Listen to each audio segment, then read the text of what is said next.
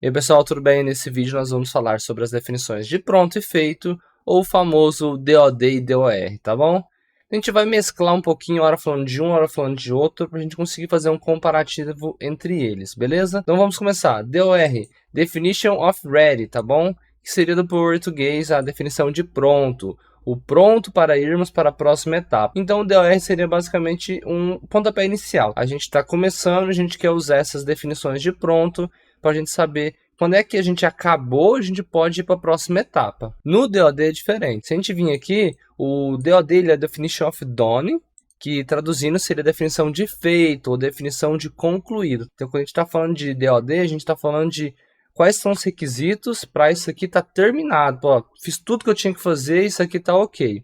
Então, um vai estar mais no início, o outro vai estar mais no final, tá bom? Então, quando a gente olhar aqui para o quando, um vai estar no início, e no início do que, né?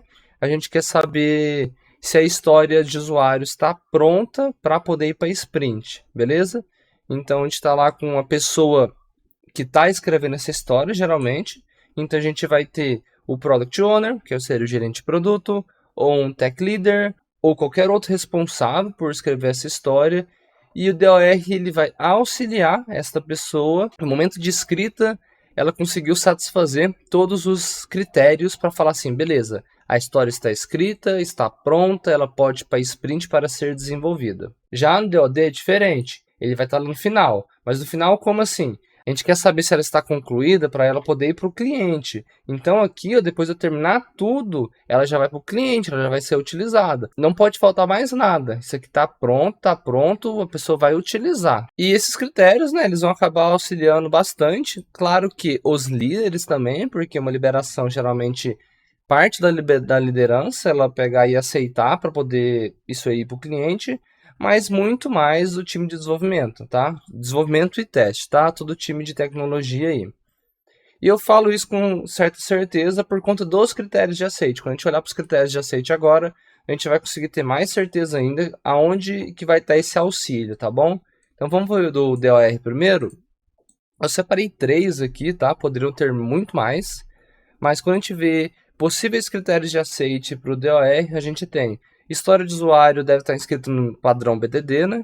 É um padrão comum aí, na verdade não seria BDD, seria o padrão Gherkin, tá? O BDD é mais a forma de desenvolvimento, o desenvolvimento guiado ao comportamento, e o padrão de escrita seria o Gherkin, tá? Então aqui está um erro conceitual aqui, mas é mais comum você ver o pessoal falando BDD mesmo estando errado, tá? Mas aí então a gente tem alguns times que preferem trabalhar com a linguagem Gherkin, mais BDD, né? Então isso aí vira um critério de aceite para o PO, para o Tech Lead, ou seja lá quem for escrever, sempre escrever segundo esses critérios, porque eles vão ser utilizados pelo time de desenvolvimento e pelo time de teste, tá? Então por isso que é importante. Quando a gente está falando de um produto de front-end, então geralmente a gente vai ter que ter um design pronto. Então a gente tem algumas ferramentas que o pessoal de web design usa, então o design pronto pode ser que vire um requisito também. E um muito famoso também, né, que é não possuir dependências de algo não desenvolvido.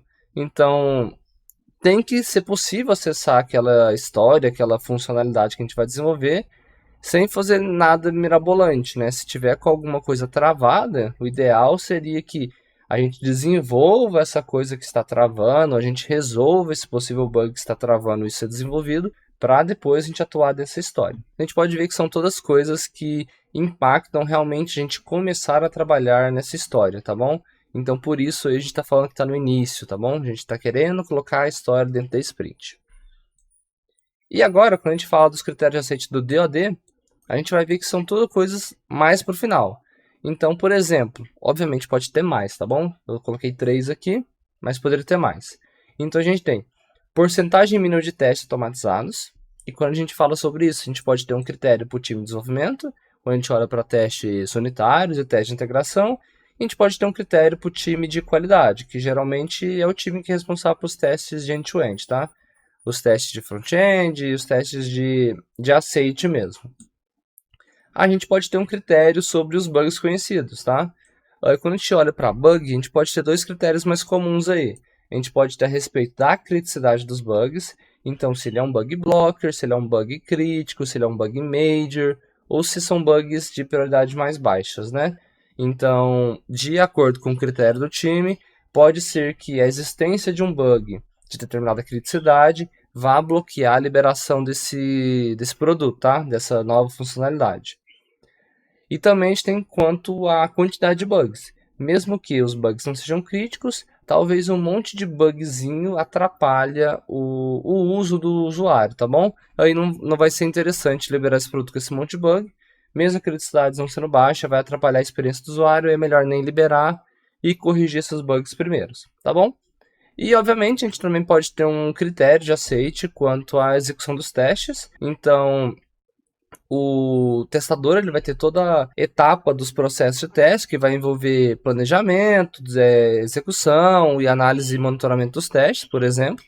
Isso aí são 3 etapas aí. Dependendo do que a gente olha, vai ter mais ou menos etapas, tá bom?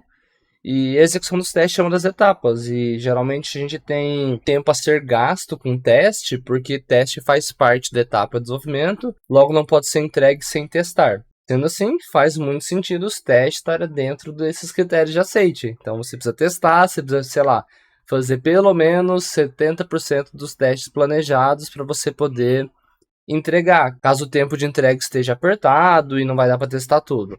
Mas geralmente a execução dos testes todos é quase que obrigatório na maioria dos casos, a menos que realmente seja uma liberação muito urgente. Então é isso que eu queria passar.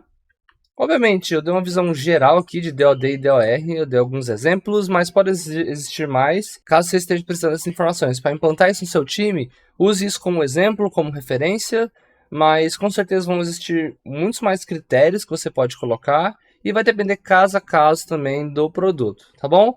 Então, muito obrigado quem ficou aqui. Não esquece de se inscrever no canal, de deixar seu comentário, de deixar seu like, tá bom? E a gente se vê no próximo vídeo. Valeu!